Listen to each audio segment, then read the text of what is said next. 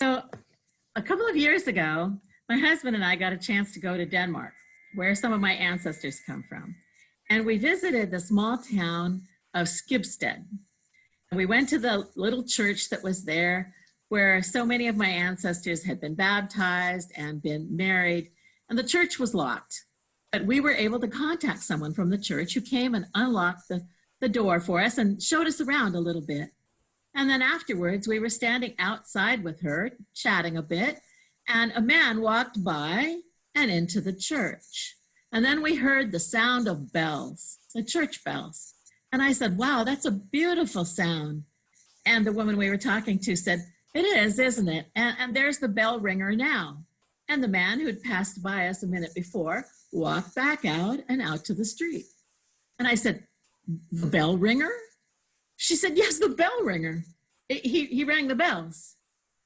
And I'd never had any experience with that before. That sounded so medieval to me. I just sort of assumed that the bells were on some kind of electronic timer of some sort. I said, you mean he pulls on ropes and the bells ring? And she said, well, yes, he's the official bell ringer and he comes and rings the bells twice a day. Although I don't think this is our official bell ringer. Our official town bell ringer is on vacation. So he arranged for the bell ringer from a nearby town to come. So the man you saw was the substitute bell ringer. And I was so amused by that. And I thought about that experience when I encountered this little story. It was a long, long time ago, back in the days of King Alfred in England. And most of the people in the small towns that were along the shore of England and Scotland, they were afraid of one thing, Vikings. And so one day, when a young boy in the little town of Bosham saw a strange ship coming into shore, he ran immediately into town and began to warn everyone, the Vikings are coming, the Vikings are coming, the Vikings are coming. And everybody quickly gathered up everything of value and they took the livestock from the barns and they fled into the hills. And in the monastery, the Holy Fathers, well, they took or hid any of the valuables from the church, and then they fled into the hills as well.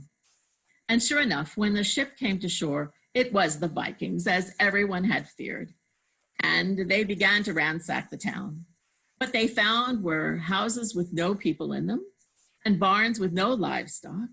But they took what they could, what they thought that would be of value, and they took that back to their ship. And then they went to the monastery and the church in the monastery. And there they saw the bell ropes and they pulled on them and the bells began to ring. Now you should know that in this little town of Bosham, the bells of the church were the pride and joy of the town. There were 7 bells and they had beautiful sound. The people looked forward to hearing them ring on every Sunday and every holy day.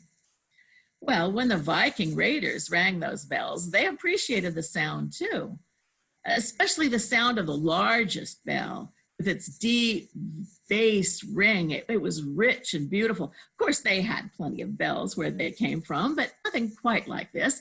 This seemed like something that would be useful and valuable to have.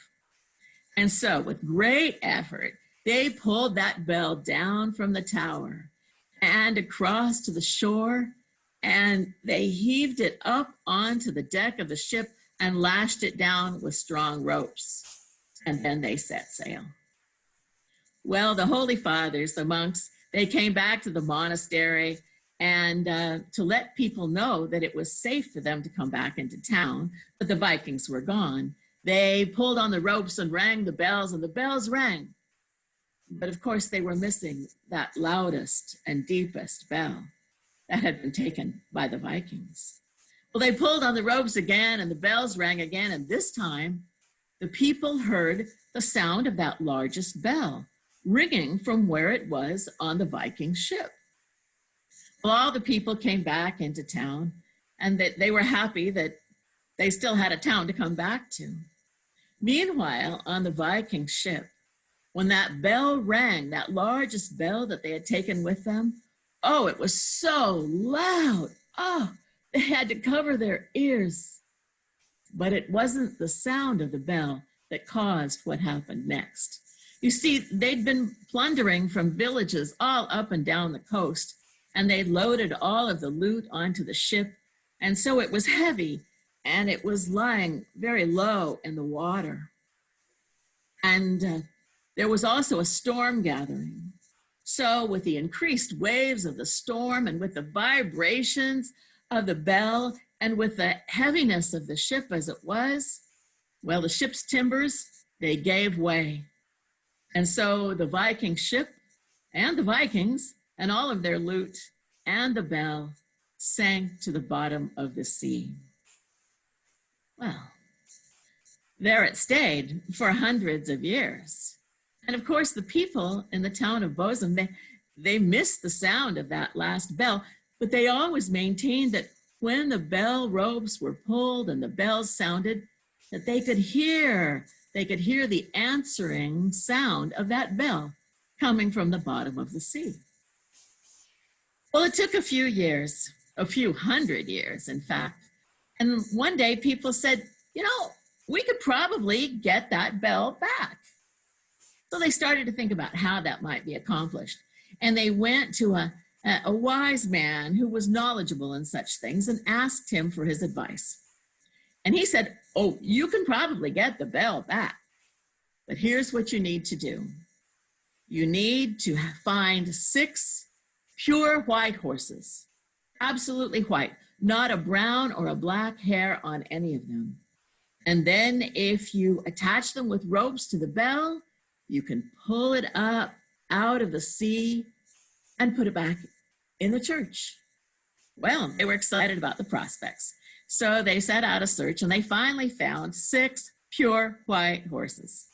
And then they sent a man diving down into the ocean, and he located the bell and wrapped it with sturdy ropes.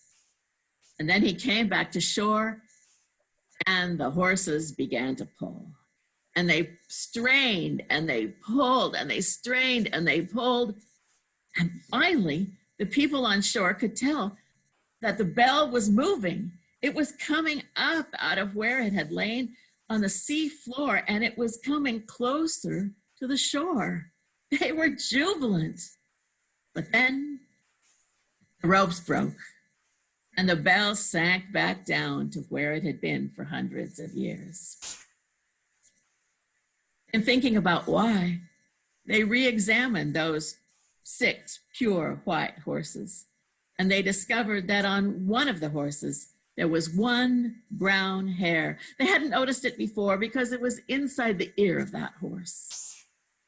Now, I don't know if they went out to look for more pure white horses, and I don't know if they thought about other ways to get that bell back. But what I do know is that that bell is still on the bottom of the ocean. And people say in that town of Bosham that when the bells are rung in that church, that they can still hear faintly the sound of that large, large bell joining in with the others from its place on the bottom of the sea. And that is the story of the great Bell of Bosham.